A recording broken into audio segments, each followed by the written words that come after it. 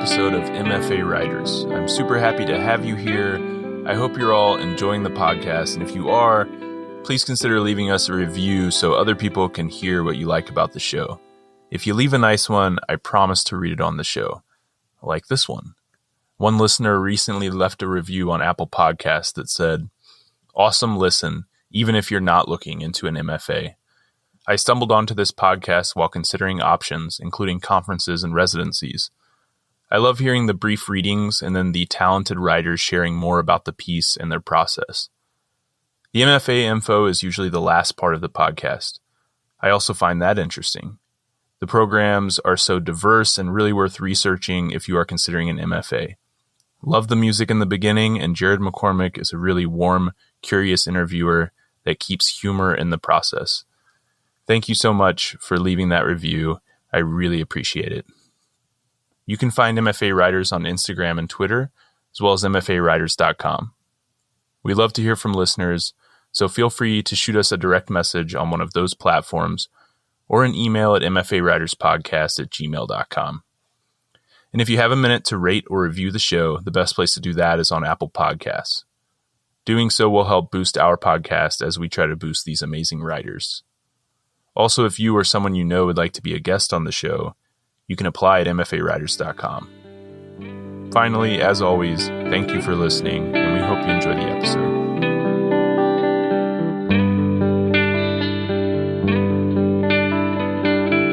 Welcome to MFA Writers, the podcast where we talk to creative writing MFA students about their program, their process, and a piece they're working on.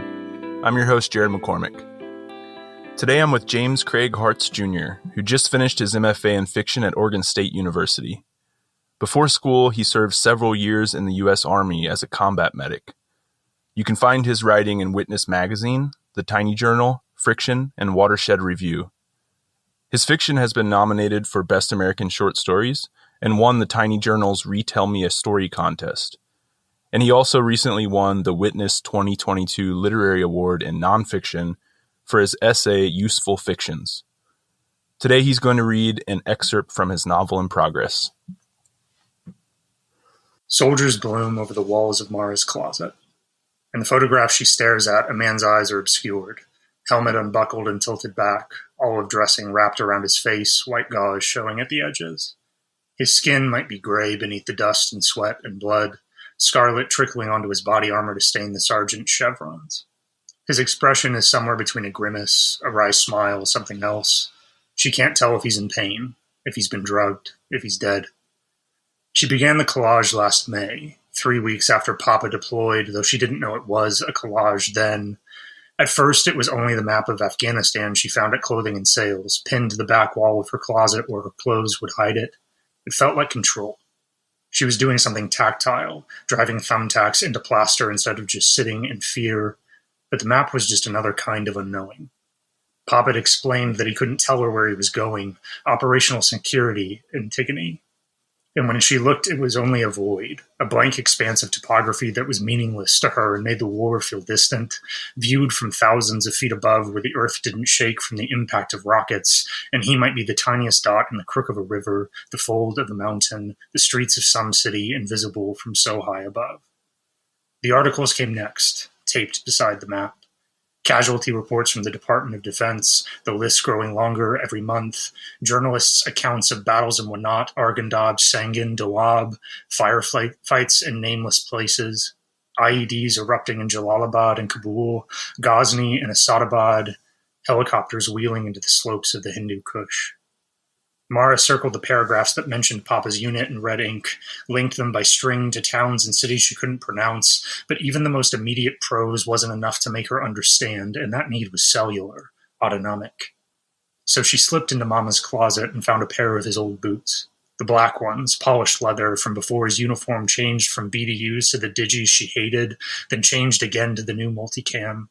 Her toes couldn't reach the tips, but it made her feel closer to stand in them, like she was a child playing hide-and-seek, holding as still as she could in the closet and wrapping herself in his uniform to hide, inhaling the smell of him in the dark until she was finally found.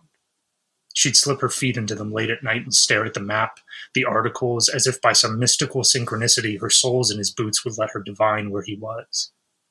She wrote questions on sticky notes and plastered them to her walls, trying to answer them. Where is he?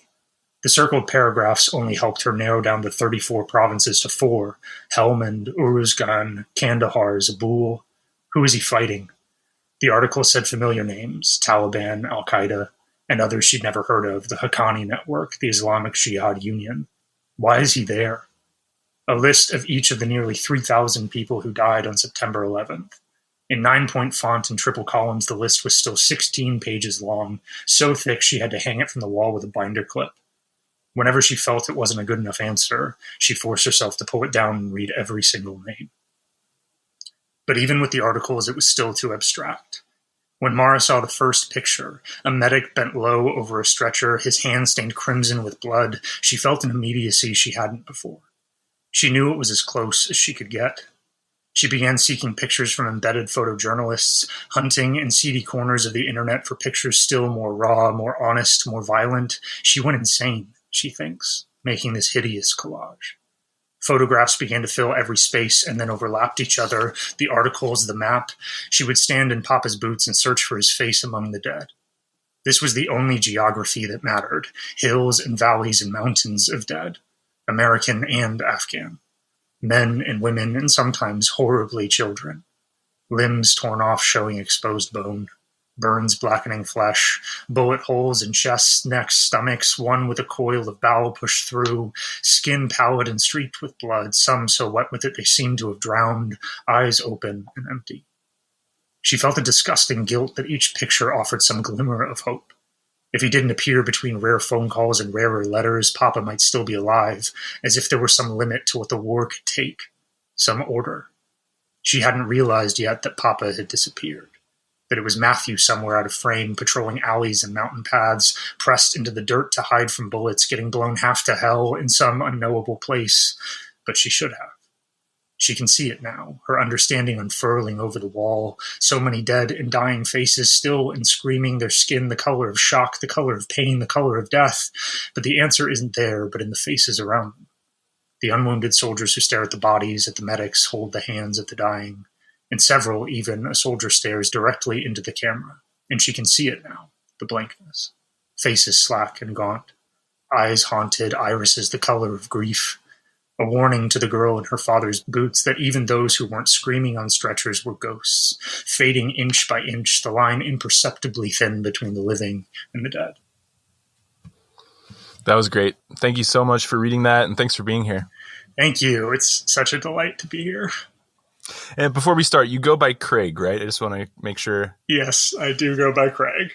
Okay, cool. So Craig, I mean, that excerpt you read, it's very clear that your military background is like influencing a lot of that. But I know you told me before the interview that you're a longtime fan of mythology and fable. You told me that your short stories are nearly all retellings or original modern myths. Your nonfiction employs myth when engaging with true events, and your novel, which you just read an excerpt from, is heavily in conversation with myth. So tell us a bit about the novel as a whole and what it is about mythology that you find so inspiring. Yeah. So the novel project that I'm working on, it's a story that I'm calling a contemporary post-war narrative. It's following all 4 members of a family after a soldier has come back from Afghanistan wounded. And this project started about 4.5 years ago when I found myself reading a lot of the fiction that came out of the wars in Iraq and Afghanistan, and in a fiction workshop where I had to try and write a short story for the first time, which obviously didn't work, writing a novel out of it. But what emerged for me as I was reading these things was a dissatisfaction with the dominant narrative that I was seeing about soldiers coming home. There was no hope really at base. And I think that a lot of that literature that's come out is doing really important critical work in terms of critiquing war. But I think it also does a disservice to soldiers and their families. In providing only one or a couple pretty hopeless narratives for what can happen in coming back. A lot of them end in suicide or imprisonment almost always the abandonment of principles. There's a profound lack of dignity available. And as both a soldier and the son of a soldier, it bothered me that the families were pretty much entirely erased. So I wanted to write a book that was focused on what I sometimes call the war after the war, the fight to come home. And that gave voice to all of the members of the family and not just the soldier's experience.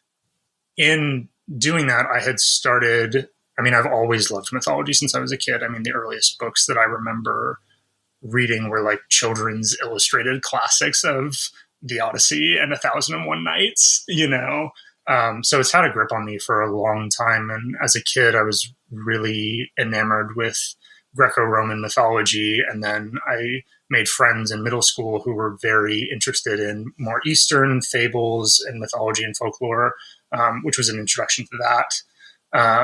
And so this has just kind of developed throughout my life as something that I returned to again and again. And when it came time to do the novel, I started writing rather, and all of these references to Greek mythology started showing up in my work. And I reread the Odyssey, wonderful translation by Robert Fagles, and kind of realized in a way that I'm pretty sure everybody else before me had realized that this is one of the earliest extant coming home stories. And so it seemed like a really natural fit to see how it might fit into the novel and be in conversation with it. And so over the past 4.5 years, it's become more and more braided with the story. I think that mythology is, first, I think it's a crucial form of cultural memory that we have across, no matter which mythology you're reading. And I think that myth can often be made synonymous with fiction in a way that I find slightly unhelpful, because I think that people hear myth and may think this isn't true, right? It's like an inherently false story. But really, these were really crucial lenses through which people viewed the world and tried to understand and make sense of the world for centuries. And I think that there's tremendous wisdom in them. And on top of that, if you pull from myth in modern fiction, you have this embedded symbolic language that you can use. You have these totemic or archetypical figures that you can then take and twist and make more human. It provides a framework for narrative structure. Sometimes I'm not particularly doing that in this book, but I do it in a lot of my short fiction. And yeah, so I adore it. I find it in so much of what I'm working on, and it helps me, especially I think to move to short fiction for just a second. It helps me there because I'm naturally a more long-winded writer. I want to write these really big projects. So having something that I can use to build a story is really helpful for me. Yeah, that's interesting. And I appreciate the fact that like you grew up loving this stuff, and now that you're a writer and you're writing literary fiction, you don't like run away from it. I think the tendency is like to run away from the stories that we actually love because they're not quote unquote literary, yes. Right? But I appreciate that you like lean into this thing that you love and you find a way to like build stories around it. And you told me when you first started writing short stories that you were mostly just doing like modern retellings of myths that you knew as a way to like structure the story in a way that you understood, which really resonated with me because when I first started writing short stories or wanted to write short stories, I had been writing some screenplays, and the idea of writing short stories was really intimidating, and it just felt like there was so much to think about at one time, and it would become really intimidating, and I would like have trouble actually finishing stories. So one of the first short stories that I actually finished was one that I said, okay, I'm going to like write kind of a screenplay of the story I have in my head. And then from that, I'll adapt it into a short story. And I did that a few times, and it helped me kind of break the process down to where now I can start from scratch and like follow the words and see where the story takes me. So I'm curious, like how writing stories the way that you did, like using myth as like a structure to write short stories, how that helped you to learn how to write a standalone short story? I'm not convinced that I know how to write a standalone short story still, but I I think I said this when we were talking a little bit earlier, but initially I needed that large kind of like book length framework to do anything. So I started when I was writing short stories, it helped me to think about a linked collection where like every story was feeding into the next story, or at least connected in some kind of way, whether through character or like setting, or, I mean, things like theme, I think, came way later in the process than at the very beginning. But I think that for me, I think it was an iterative process of just like, because I had this framework of taking myths, I knew that for that project that still exists on the back burner since I'm working on the novel, I eventually had like 9 or 10 of these short stories that were pulling from different traditions and putting them in conversation. It was just, I ended up writing 10 short stories, that were finished. And that process helped me understand more what a short story can do, what it can't do, what the demands of that form are, how intentional I have to be as a short story writer. Not as much wiggle room to just kind of like go on these excursions into random stuff that you can do in a novel. And so when I got to Oregon State and started, I think really this year, my second year is the first time I've written standalone stories. I was at a critical mass point with that collection where I was like, this is going to end up being a 400-page collection if I keep doing these short stories. So I need to try and do something else. And I had kind of that bed of knowledge from writing all of those stories and revising them so much that allowed me to have kind of an internal framework to work from, kind of like what you're talking about with screenwriting. And after you did it a few times, it kind of just started to click for you. Yeah. Yeah. Well, before your novel and before writing short stories, even before writing a fantasy novel at 14, which I won't make you talk about, you were raised in an Army family that moved around pretty frequently. Mm-hmm. So were you a big reader back then? And if so, what did stories mean to you at that time in your life? Oh, yeah, I was a huge reader. I think part of that is that my family was pretty traditional. I won't go so far as to call my parents Luddites, but technology was like kind of a thing that filtered into our lives much more slowly than my peers. So I, played outside in the woods and I read a lot of books because I was allowed to read as many books as I wanted. And yeah, it became over time, I think, a sort of a haven for me because at least in my experience of being an Army kid, we moved every 1 to 3 years. And I'm already a pretty introverted person. So putting down roots in 1 to 3 years is pretty hard to do, but I could always take my books with me, right? And I could return to those again and again and could help make sense of my world through these stories, which ended up being, crucial. I'm in an MFA program now, right. So incredibly foundational and formational for me. Well, years later, you went to college, but only stayed for a year before leaving to join the Army yourself. What motivated that decision, and how influential was that experience on the person and writer you are today? Oh, wow. Yeah, that was such a weird road to getting there. I swore my entire life that I would never join the Army. And then kind of a series of events happened where I went to Colorado State for a year at the same time that my father retired from the Army. And we owned like a house in Colorado Springs, which like theoretically would make you an in-state student. But they got out of the Army and moved to Georgia.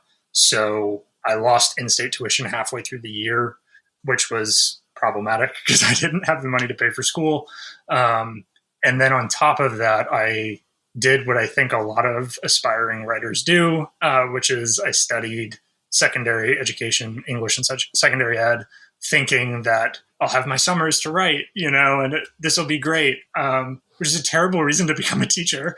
But I got into it and was taking all of these literature classes, and I think now I would probably appreciate a lot of what we were reading, but at the time it was really dry and uninteresting to me. I learned that I didn't like literary analysis. I didn't like pulling apart these stories that I loved and kind of like peering under the hood and seeing how everything worked, which in some ways is reading as a writer. So I guess I'm better at it now, but I didn't like constructing arguments for sure and trying to impress my meaning onto a text and convince others. So once I lost in-state tuition, my costs were about to jump up. I didn't enjoy my program. It had like absolutely obliterated my love for writing. I practically overnight decided to join the Army because I was like, okay, it'll be a few years. I will be able to pay for college afterwards. I can like enlist to try and help people, which was a thing that I cared about. And it will get me out of this thing where I feel like I'm wasting money and wasting time because I don't know what I want to do because it's clearly not teaching high schoolers. So then I joined the Army as a combat medic. And I mean, that was an incredibly important experience in my life. I mean, in many ways, it's a very difficult season. It's a difficult job. There were things that were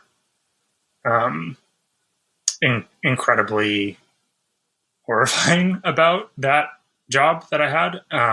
However, those 4 years, I think, shaped me significantly, and they've helped me as a writer in terms of, like, I mean, I found a subject matter that I care about, which is huge, and I think it made me much more disciplined as a writer, which has been good. And then on top of that, I think that one of the interesting things, and this circles back, I think, to my novel a little bit, but I think that at least for me and many other Army kids that I know, there's kind of this belief that because you are an Army kid, you understand what it's like to be in the Army, which that presupposition was completely wrecked on like the first day of basic training, right? And so I think it gave me a lot more understanding of my father's experience, a lot more understanding of why things had happened in my life as a kid that I couldn't have understood at the time. It gave me a lot more empathy for his experience and some of the really difficult choices that he made. And so I think it somehow ended up giving me a more holistic understanding of my own life that I've now chosen to explore in writing. Did you write much while you were in the Army?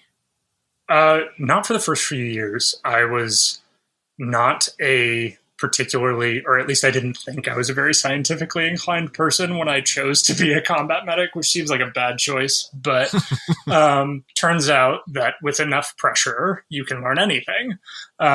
So I was very focused on being the best medic that I could be. I think that as a combat medic, there are some who hold that job description who end up working in hospitals and clinics.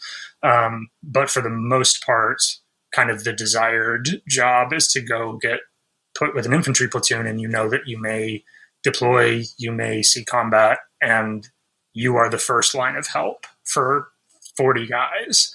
So there's a lot of pressure to be really, really good at your job. And I got pretty obsessed with becoming the best medic that I could be. And I was also exhausted from CSU, so I didn't write very much for a while. And then I deployed in 2016. And before deployment, you do kind of a longer term training exercise to prepare you to deploy. It certifies your unit to deploy. And so we were in Louisiana at Fort Polk for like 7 weeks or something in the swamp. And at the end of it, I was driving one of my guys who had been injured. I was taking him to the hospital, and I just had this weird experience where the driver of the cab, I just looked at him and he was like a character. There was something about his face, you know, and I started rewriting that terrible fantasy novel, like in a moleskin by the light of my headlamp. And then ended up using that while I was deployed. I mean, I like rewrote the whole thing. It was completely different, thank God. And but it became this space where like so much of living as a soldier, like whether stateside or deployed, is completely out of your control. And when you're deployed, especially, I think that if you're experiencing anything difficult, you can feel a profound sense of helplessness, right? And so in fiction and in this invented world where I got to make all the rules, right, I could decide that like the tragedy or the trauma can only go this far and no farther, right? I could explore kind of the nuances of things that I was starting to understand, and kind of wrestle with the complexities and contradictions of my experience as a soldier and deployed, even if it was through the lens of some, fantasy night or something, Right. So it ended up really rekindling my love for writing because it became such an important, safe and healing space for me while I was deployed. And then I ended up coming back and through a series of events, choosing to study writing in undergrad. Well, nowadays you told me you're incredibly focused on writing as an act of individual and collective healing. So tell us a bit about that and how important writing has been to your post-Army life. Yeah, I mean, it's been so important. I was very lucky. I didn't think I was lucky at the time, but I got out of the Army initially to pursue medical school. That was the goal. And I came back from my deployment. One of my soldiers committed suicide. And it was kind of this moment for me where I realized that I knew a lot of medics who wanted to get out and become great trauma surgeons, and I didn't know any that wanted to get out and become good counselors, and that the mental and emotional wounds of people can be just as deadly as anything physical. So I was on like a pre-med track, or at least that's what I had applied for at CU Denver, and ended up changing it. I did some research and found out what I needed to get into a counseling program, and realized that I could save more of my GI Bill if I just went back to school for literature, whether I cared about it or not. And then my first semester at CU found myself hating literature classes again, and also in a comp class that I felt too good for. I was like, I have 18 credits of English. Why am I in comp 2? But my professor was wonderful, and he knew that so many students don't care about composition because it's this required course. And so he taught it through the lens of the personal research essay rather than an academic argumentation essay. And the essay that I wrote in that class ended up being about my deployment. It was the first thing that I had written about being gone. And it was wild to me. I mean, it was this incredible space where I was like, wow, it's been 2 years since I came back. I'm still like feeling a lot of this stuff. I'm still carrying a lot of this, and something about putting it down in words and having to articulate that experience, but also having a little bit of distance from it. I'm not so overwhelmed emotionally from it. Felt very cathartic and very healing, and gave me, I think, space to forgive myself in some ways for things that I felt I was carrying. And so that was like kind of the first little, oh, you can use this as a healing technique, right? And then later, a few years, I became obsessed with this concept. I was working at the Writing Center my last 2 years at CU, and I eventually got the people on board with me teaching this 3-workshop series on writing as healing, which was a lot of fun, and I was probably not at all qualified to teach. But we had a good time, and people were very gracious with me as I taught that. And then my last semester, I was diagnosed with PTSD, and through a 9-month pretty intense therapy called prolonged exposure, I began that in November of 2019 and ended it in July of 2020. So the pandemic hit. And we moved online, and my therapist knew that I was a writer. And because we couldn't do the same kind of work we had been doing in his office, he suggested that I start potentially writing about the things that we'd been talking about, which ended up being some of the stuff that came into the essay Useful Fictions that you mentioned at the beginning in the intro. So it's just kind of been this confirming thing for me over and over that it can be healing. And for a while, I thought that that was limited to nonfiction. Like I'm writing about true events. And then I got 4 years into this novel and, you know, I'm writing about things in a way and I'm like, oh yes, this is the way that like I can talk about this and I can wrestle with this. And even in fiction, even in short stories, really wrestling with things like the story that was published in Friction was in large part a way for me to reckon with like the death of my grandfather from multiple sclerosis when I was 6, you know, and I didn't really know him, and this fear of having that same mental decline that he had and finding some kind of hope in that. So I think it's just become clear to me that that's my focus. Like I want the writing to be pursuing healing, to be providing hope, and not a cheap hope, you know, like I don't want to write this novel and at the end of it it's like, and everything was okay, you know, like there were no repercussions at all for going to war, but rather to provide an alternate narrative that says like, yes, there are the tragedies of suicide and of families falling apart, and also there is such a thing as like possible and hard won and hard fought for healing. So connect the dots for us from going back to CU Denver with the intent to go to medical school or become a counselor to ending up in an MFA program. How did that happen? Yeah, that happened because there were many people who knew me better than I knew myself. So I was in that. The first step was being in that composition class and writing this really difficult essay for me. And Alexander Lumens was the professor. He's a really brilliant writer as well. You should check out his stuff. But he kept telling me over and over, he's like, you're not a lit major, Craig, you're a writer. And I was like, yeah, whatever. Okay.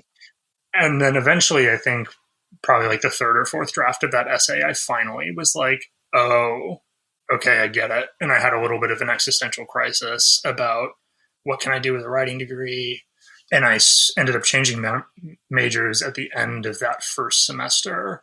And CU at the time had a creative writing major and an English writing major, which I think now is called Writing, Rhetoric, and Technology or something like that.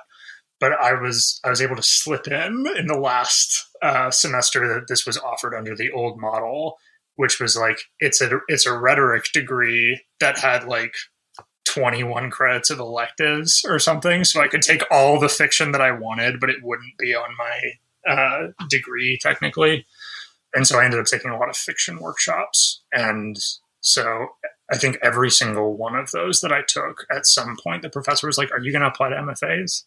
And I was like, what's an MFA? And they explained it. And I was very, very set on going to school for counseling. So I was like, no, I mean, I don't need an MFA to be a writer. I'll just write and read and do that, which I think is not necessarily wrong. But I was very resistant to the idea. And then the summer before I graduated, so I graduated in fall of 2019, I was sitting on the porch with a friend who was about to move from Denver and talking about, I can't even remember what we were talking about. But at some point MFAs came up and he was like, are you applying? And I was like, no, I'm not applying. He said, why? And I gave this long spiel about counseling and how we need good counselors, which is true. And he said, Craig, even when you're not talking about writing, you're talking about writing. And I was like, it's a great little aphorism, but also I just couldn't get it out of my head. And so for the next 4 months, I was like fighting with myself. And I finally got to the point where I was like, well, I'll just apply. And if I don't get in, then I'll just go to the counseling thing. But maybe I'll get in and I can go do that for a few years. And then I can go do the counseling degree because I'm only going to apply to funded programs anyway. So I'll still have some GI Bill left. And yeah, so I waited till practically the last minute. I think I started my applications about 6 weeks before they were due. But I was very grateful to be let into a few places and end up here at Oregon State. Yeah, so you ended up at Oregon State University. The MFA program in creative writing at OSU is a 2-year, fully funded studio research program combining writing with studies in craft and literature. You told me your first week during orientation, there were awful wildfires that turned the sky orange for a week and filled the air with ash. So tell the truth, did part of you think you'd made a terrible mistake? Oh, absolutely. I mean, I found out I was accepted probably the week before the shutdowns in Denver. It was like March 10th or something, or March 9th. I don't remember exactly when Keith called me, but everything felt great. And I was like, I'm going to go maybe to Oregon. I was still waiting on a few other places, but I loved Oregon. So I was like, this will be fantastic. I got in somewhere. That's great.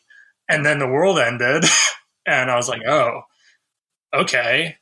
And I was talking, I had like accepted at that point or eventually I accepted and was talking with the programs. And they're like, yeah, we're totally going to be in person in the fall. Like you definitely need to move here, And so I moved from Denver and on the drive out got the email that it was all going to be on Zoom, which was super fun, but got here and I was like, okay. This is okay. This is a decision that I've made. It will be a year that I can focus on my writing, even if I can't do it in person.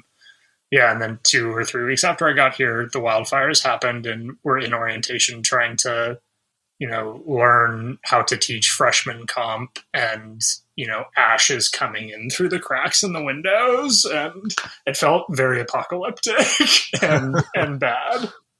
Well, you told me that one of your first classes you got to take at Oregon State was focused on the intersection of writing and medicine. So that must have felt like a sign in the opposite direction. Absolutely.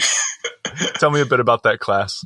Yeah, that was wild. I like before I moved here, so I think registration for classes happened at the end of June or something, and I was looking at the list of classes, and I think that there was no pressure from the program to do this, but I felt a pressure to like, I'm here for fiction. I should take the fiction craft class.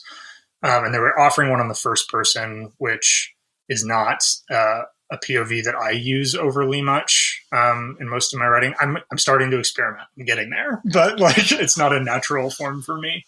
And there was this poetry craft class called Writing, Literature, and Medicine, Bodies, Beliefs, and Behaviors. And it was taught by Jen Richter, who's a poet on staff here. And it said it was closed, that it was too full. And I was very upset. And then I got an email as I was getting in my car to drive to my summer job that it was a mistake. There's plenty of spots available. And I like leapt out of my car and went to go register for it.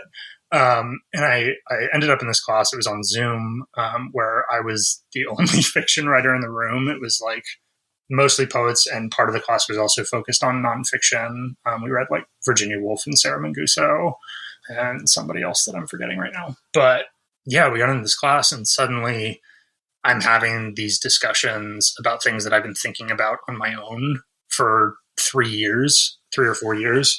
And reading really brilliant poets, which I was not very steeped in poetry before I came to this program. So I had no idea who, Layla Chatty was, or more embarrassingly, like Natalie Diaz. And, we're reading these really brilliant books that are focused on this thing. And that class for our final, I think we did like a few prompts, I tried to write poetry and it was a disaster. But the final, we could do a prose project. And that's where I started Useful Fictions, was in the process of doing research because of that class and listening to these tapes that I had from my therapy that were a part of the therapy. I had to listen to my sessions every day between sessions. So I was like listening and transcribing, and I was like, oh, I might do something with this at some point. And then that essay came out, and everything came together in this really beautiful way in a really difficult time. So it felt very much like the opposite sort of message, where it was like, get out, there's fire, we don't want you here. And then like, hey, this is literally the perfect class for you. Well, I know that Oregon State has a lot of cross-genre opportunities. And you mentioned this one that was focused mostly on poetry, even though you were a fiction writer, you got to take that class. So were there other cross-genre classes you took in your time there? And what do you think are the benefits of taking classes like that outside of your own genre? Oh, yeah. I mean, I've taken, I think now I'm at 3 outside of my genre. So I've taken the writing, literature, and medicine class. I took a voice and persona class, which was another poetry class last quarter. And then this quarter, I'm in a book-length essay class, which has been really wonderful. Oregon State also lets you, you can take workshops in other genres. You need to get permission from the professors, but I've never heard of anybody being told that they couldn't get in. I didn't do that because it was so much work, but the craft classes, I think, have been invaluable.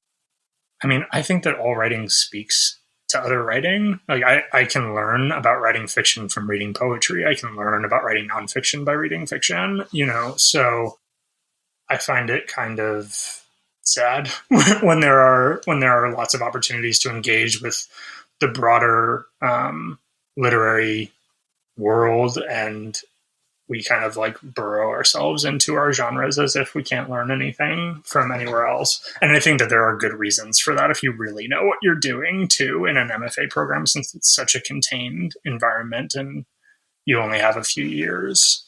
But for me, reading poetry and nonfiction has been incredibly helpful, both to producing nonfiction and to really sharpening my fiction.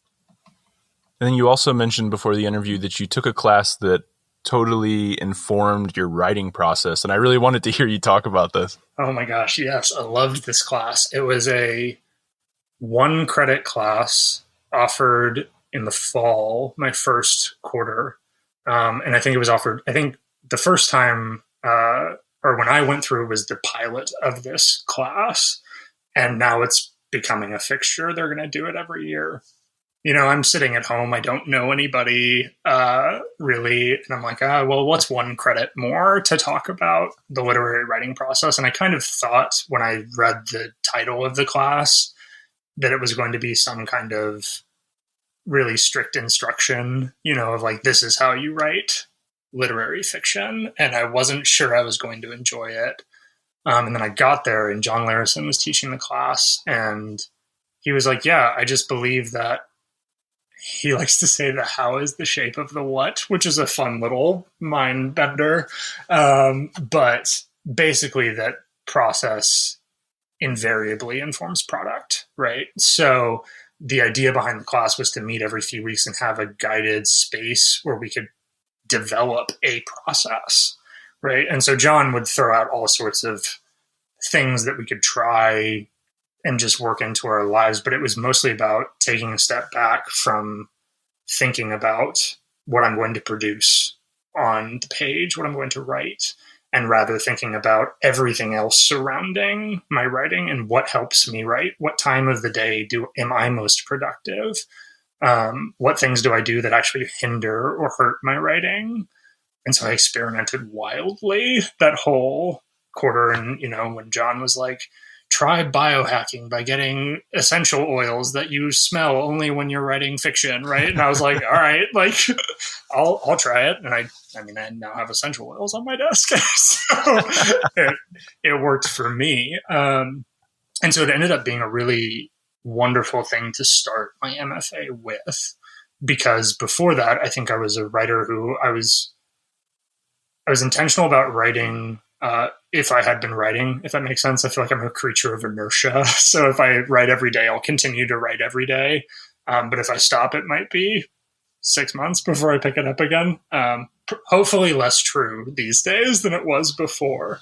But to have that brain space that was really set aside to think about how I could help myself write and how to think about writing time, like thinking about how whatever feeds your writing can be writing time, right? If reading helps me write, then that counts as writing time. If I need to be physically active to write, then that can be part of my routine that I'm doing in order to write, instead of feeling this pressure that I think that students can often feel at an MFA, which is like every moment I'm away from my computer or my notebook is not writing time, so I'm wasting my time, right? So rather reframing it through no. Here is my litany of things that help me write. And I'm going to do the best I can to like order my life around this while I'm here. And afterwards, to whatever extent that's possible, in order to help me make the best fiction or poetry or nonfiction that I can, which I think has been tremendously helpful because I just didn't really have a process before this. I was just like, yeah, I sit down to write when I sit down to write. And now I know way more about myself. Well, real quick, a couple times you've mentioned that the classes you've taken were in quarters, which is different than most programs where you have semesters. So maybe you could just speak to that for a moment for students who don't know what that would look like in practice. Yes, absolutely. Quarters I find to be a little bit of a misnomer because it implies that the year is split into 4 parts, right? And technically it is, but the MFA program, you take classes in fall, winter, and spring quarters. So a normal academic year, which would be 2 semesters for another program, I won't say a regular program, is split into 3 sections instead. So I think a normal semester is something like 16 weeks. So instead of that, we have 3 11-week quarters, so 10 weeks of actual class and then a finals week. And the way that ends up working out is that we start near the end of September and go till just before the end of December, and that's fall quarter. And then you come back in the new year, you do winter quarter from January to March-ish. You have a week off for spring break, and then you do another 11 weeks for spring quarter. So we end early June. And yeah, so it ends up being your year is broken up into 3 parts instead of 2. And I think that on the one hand, there are pros and cons to this approach, I think, right? So on the one hand, I think I've been able to take more classes than you might normally be able to in a 2-year program because the classes change every 11 weeks rather than every 16. So I've been able to take 5 craft classes and a pedagogy class in addition to 6 workshops, right? Instead of 2 workshops or 4 workshops and like 4 craft classes if it was 1 per.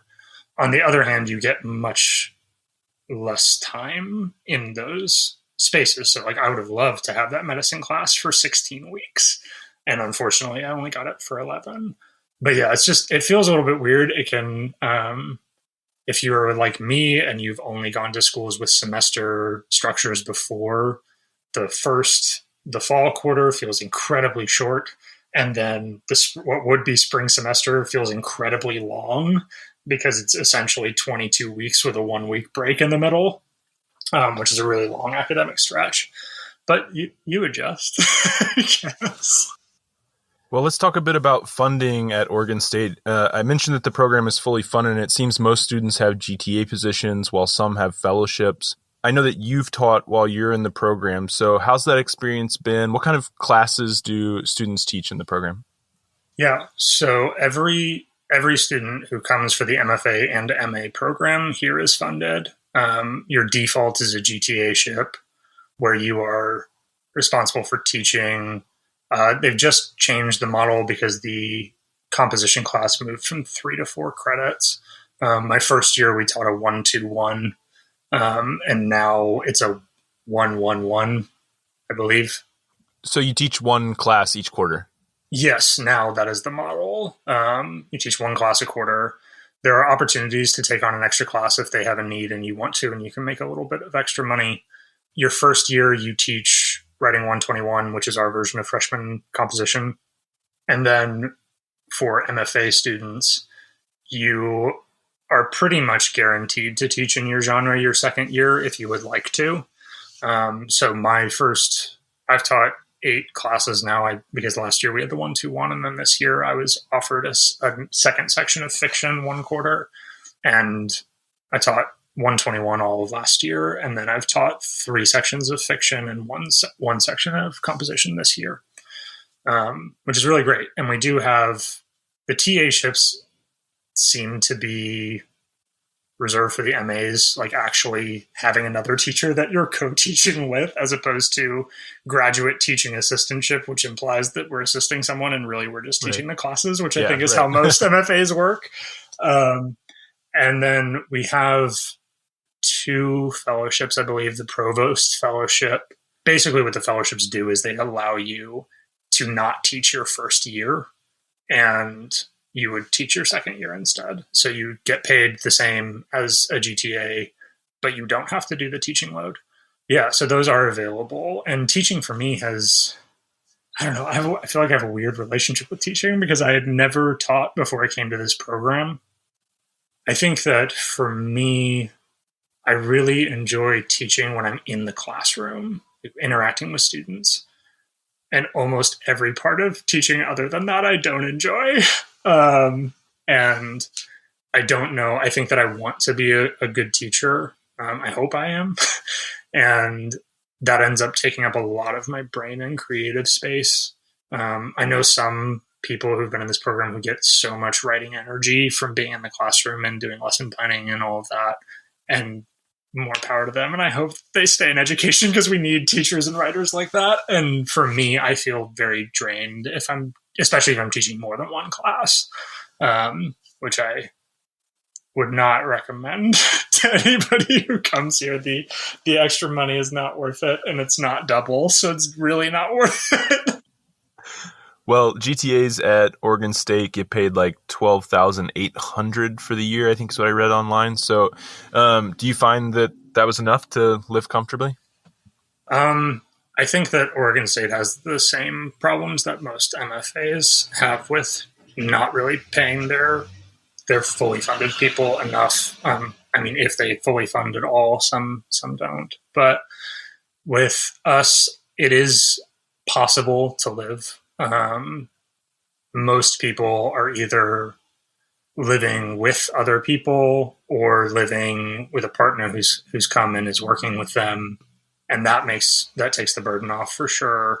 I live alone. That was an important thing for me after being in the barracks and then like living with roommates in undergrad. I really wanted this to be a sacred writing space for me. So, and I was lucky enough, I worked construction like 2 summers in a row before I came here, and I had saved money, which helped me to make ends meet here. But I would not be able to afford to live in a 1-bedroom if I didn't have that savings. And most of the people at MFA or at OSU's MFA are on SNAP benefits, which are available. I don't think that any university wants to champion or like make widely known that their grad students are on food stamps. But if anybody's thinking of coming here, good to know that you do qualify, and you can get, some people are getting as much as like $250 a month for groceries, which really, really helps. But we do have healthcare, which is great. We have healthcare, dental, vision, all of that, I think, is, as far as I understand medical insurance, pretty good. And we have a union that has like fought really hard for those benefits. Yeah, I actually wanted to talk to you a little bit about that because I've spent the last 3 years in my program or at my school kind of trying to start a union push. So I was excited to hear that Oregon State has a union there. And I was curious just what it's been like to be a grad student that has a union fighting for things like health insurance. It's mostly been wonderful, I think. I mean, we have, I think each MFA cohort, we take one second year and one first year, and they end up being representatives for the union. It's like a volunteer, or excuse me, it's an elected position among the MFA cohort.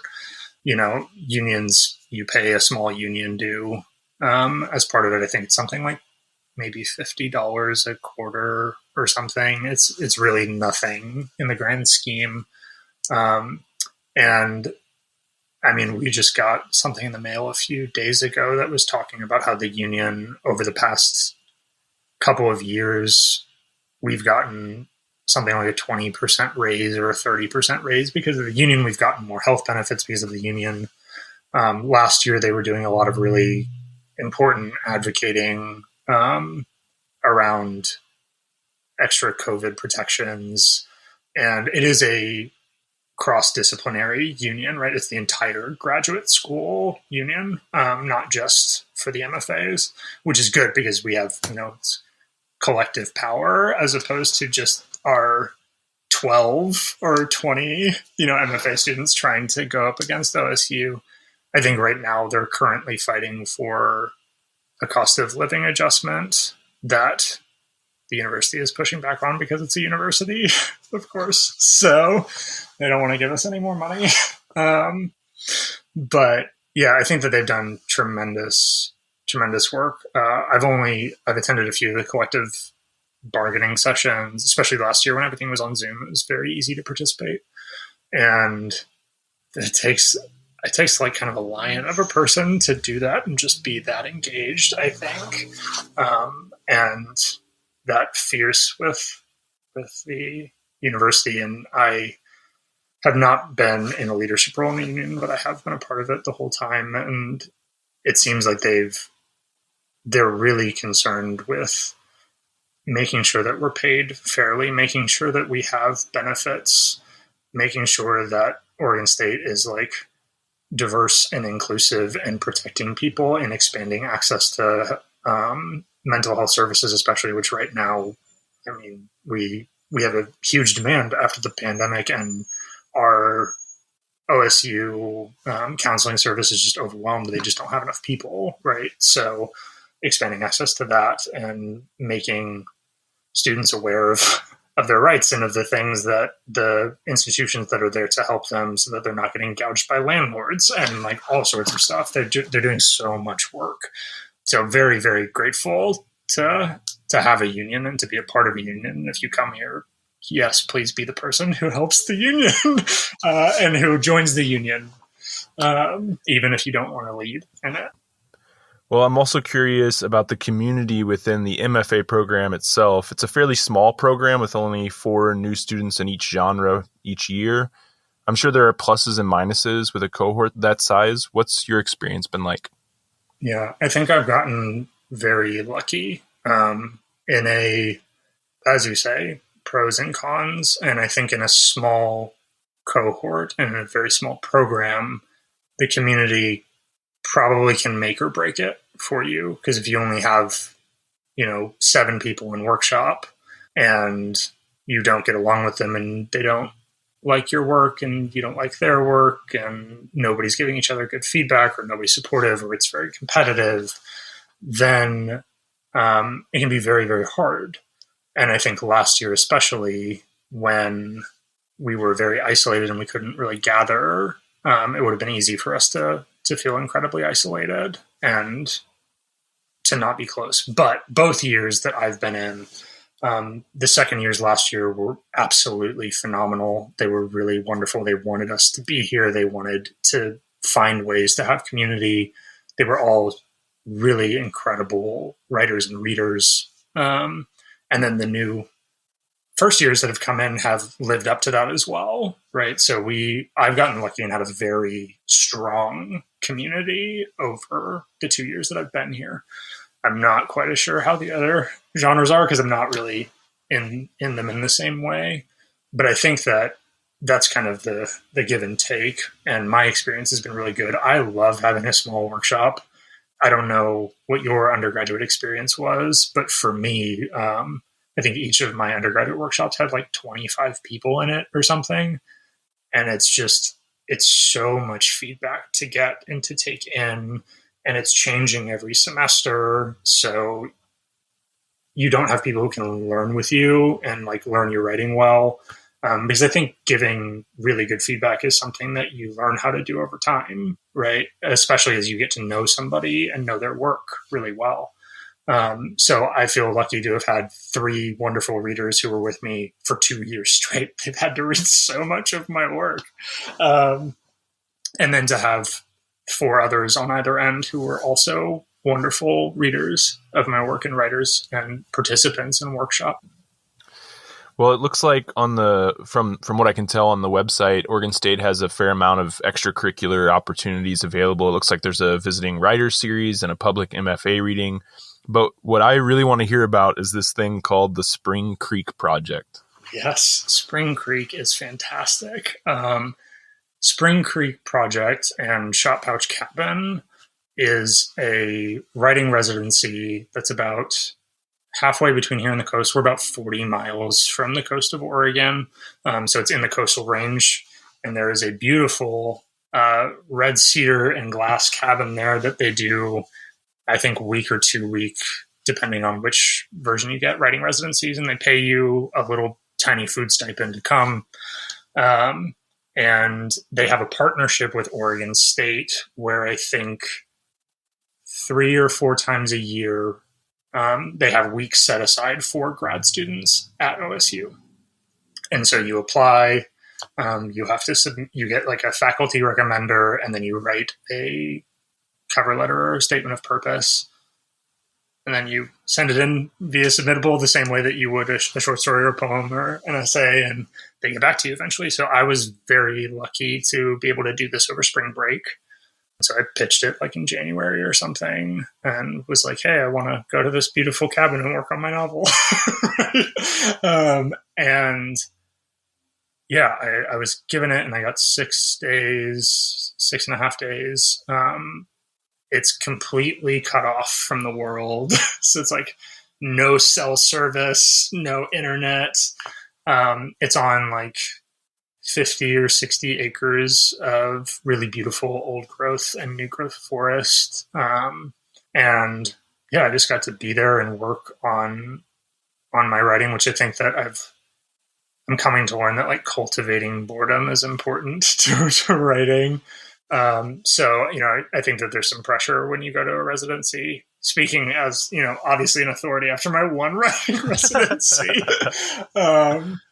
you feel like you have this space and you need to generate so much while you're there.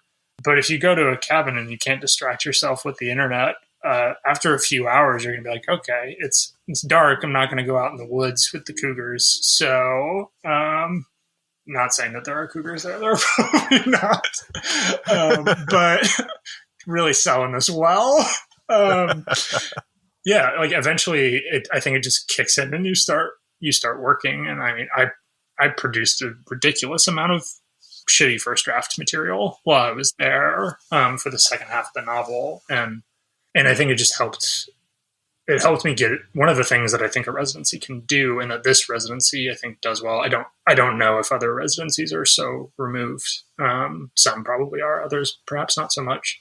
Is that like the MFA can, I think it can start to feel at a certain critical mass point, like an echo chamber. It's like all of these literary voices. They're writers who are reading as writers, commenting on your work. The traditional Iowa structure of workshop, which has been, I think, rightfully critiqued a lot in the past year or so, is a space where like you are actively seeking things that are wrong.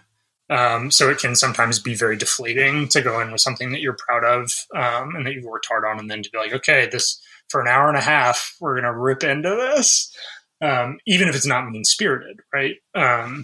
And so to get away from all of that and nobody can look at it and you're just writing something can be incredibly freeing. And I think for me, as I was looking to graduate and being like, oh my God, am I going to be able to do this on my own without the structure and all of that? I, go to a cabin in the woods for a week and I wrote so much. And I was like, oh, okay. Like I learned skills that I can go. But it's also just, incredibly beautiful. Like when they said cabin in the woods, I was like envisioning the shack from any horror movie, and I was like, I'll struggle for the art. And right. I got there and it's gorgeous, absolutely incredible cabin. And it was a really wonderful week. Like, and it's worth noting also that I have not heard of a single MFA student who's applied for it and not gotten it. Sometimes you won't get like the week that you requested. They may have like 3 or 4 weeks in the summer and they're like, oh, June 6th to 12th is booked, but do you want to come on the 14th to the 20th? Right. But I haven't heard of anybody who tried and was just turned away and unable to do it. So it's a really wonderful opportunity here. Yeah, it sounds really cool and unique. I mean, it's not a thing that's like available in a lot of MFA programs, I don't think. So, well, before we go, I want to give you the last word. And we always ask guests, what's one thing that you think the program does really well and one way in which they could improve? I think that this program does a wonderful job of encouraging writers to stretch and to try new things, to go to workshops or craft classes that they wouldn't normally do, and engage with that kind of stuff. Not only encouraging them to do it, but then really welcoming and celebrating them when they're there, right? I've never gone into a poetry class and felt less than because I'm a fiction writer who doesn't write poetry, or a nonfiction class and felt like I was dragging down the discussion, and things that they can do better. This is always the tricky question to answer. I think that for me, I'm a pretty practically minded person in many ways. And one of the beautiful things about being in an MFA is that you're given this really wonderful time to focus on your writing and to focus on craft and to focus on growth. And I think that it's really hard for many people to actually get the most out of that creative experience if their brain space is being taken up by things like, I can't make rent. I can't make rent and buy food. I need a second job, or I need to be doing this hustle or this internship or something.